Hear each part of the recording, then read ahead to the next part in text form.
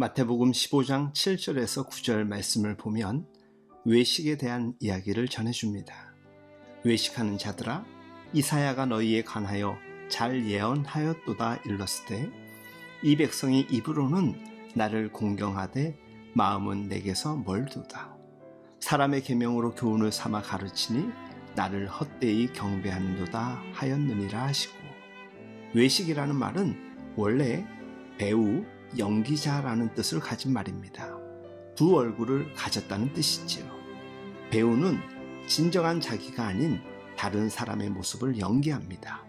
그와 같이 신앙의 연기를 하는 것이 성경에서 말하는 외식입니다. 때로 겉으로 드러내 보이는 그 열심이 그 사람의 실상이 아니라는 것입니다. 우리는 신앙에 있어서 얼마든지 자기의 실상이 아닌 다른 모습을 연기할 수 있습니다. 탁월한 경건과 거룩이 얼마든지 연출로도 가능하다는 것입니다.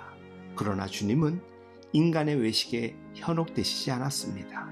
주님은 우리의 속을 보시고 있기 때문이지요. 사람은 외모를 보거니와 하나님은 우리의 중심을 보시는 분이십니다. 무엇이 깨끗하고 무엇이 더러운가를 판단하시는 기준이 그 행위에만 있는 것이 아닙니다. 사람은 하루 이틀만이 아니라 한평생을 속이며 살아갈 수 있습니다.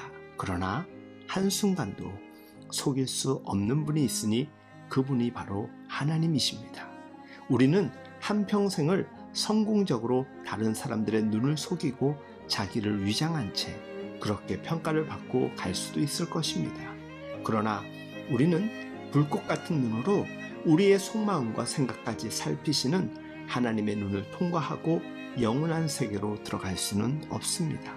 그러면 이러한 신앙의 외식이 어디로부터 비롯될까요? 이 신앙의 외식은 하루아침에 시작되지 않습니다. 처음부터 신앙을 외식으로부터 시작하는 사람은 많지 않습니다. 그러려면 아예 처음부터 속 편하게 신앙생활을 안 하고 마음대로 살지 무엇하려고 부담을 가지면서 신앙생활을 시작했겠습니까? 외식은 오랜 신앙생활 가운데 자리 잡기 시작합니다. 사람을 의식하고 눈치를 보기 때문에 외식은 시작됩니다. 이 외식은 갈수록 노련한 노하우를 쌓아갑니다. 연기가 경지에 이르게 되면 완전히 그 역할에 몰입하기 때문에 누가 진짜 자기인지 자기도 구분이 안 된다고 하지요. 대개의 경우는 이 신앙의 외식이 열심에서부터 시작되는 경우가 많습니다. 유대인들의 외식이 처음부터 악한 의도로 출발한 것이 아니었습니다. 장로들의 유전이 왜 생겨났겠습니까?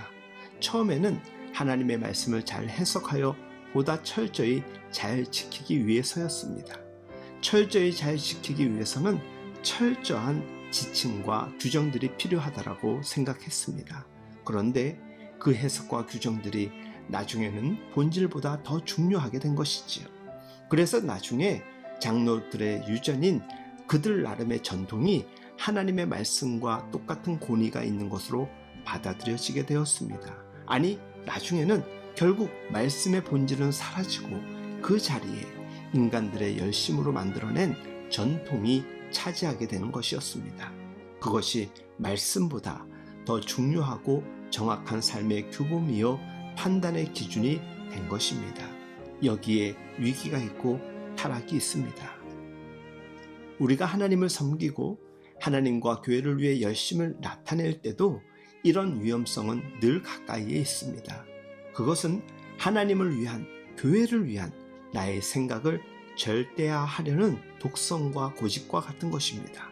그것은 나의 생각을 하나님과 같은 수준에 놓는 것이지요. 나의 방법을 하나님의 말씀과 같은 자리에 놓는 것입니다. 그것이 바로 장로의 유전입니다. 하나님의 말씀이라고 내가 믿고 생각한 것이 엉뚱하게도 하나님의 말씀을 빙자한 인간의 전통과 생각일 수 있다는 것에 우리는 주의해야 합니다.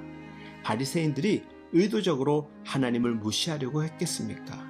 그들은 구별된 사람들이요 하나님을 섬기기로 완전히 헌신된 사람들이었습니다.